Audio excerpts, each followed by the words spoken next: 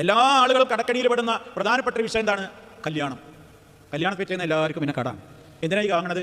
അനുവദിക്കപ്പെട്ട കാര്യത്തിനൊന്നുമല്ല, ഹറാമായ പല കാര്യങ്ങളും അവിടെ പൊടിക്കാനാണ്. അപ്പുറത്ത് അങ്ങനെ നടക്കുന്നുണ്ട്, ഇവിടെ അങ്ങനെ നടക്കുന്നുണ്ട്, അവിടെ മഞ്ഞ കല്യാണം, ഇവിടെ മെഹന്തി, ഹെൽദി, അതേപോലെ തന്നെ അറബിക് നൈറ്റ്, മറ്റേ നൈറ്റ്, പാകിസ്ഥാനി നൈറ്റ്, പല പേരിലുള്ള നൈറ്റുകൾ.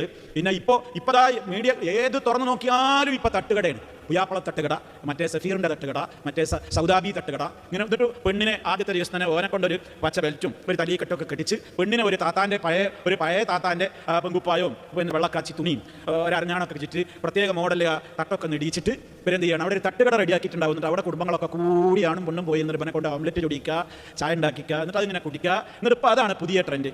എന്ത്? പുതിയാപ്പള തട്ടുകട. എത്ര ആയിരങ്ങൾ അതിനൊക്കെ വേണ്ടി പഠിക്കുന്നത്? ആണും പെണ്ണും വളരെ മിങ്കിൾ ചെയ്ത് സ്റ്റേജിൽ എല്ലാ തോന്നിവാസങ്ങളും എത്രായിരമാണ് ചെലവഴിക്കുന്നത്.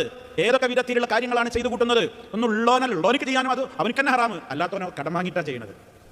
കടം വാങ്ങിയിട്ട് ചെയ്യണം, ലോൺ എടുത്ത് ചെയ്യണം.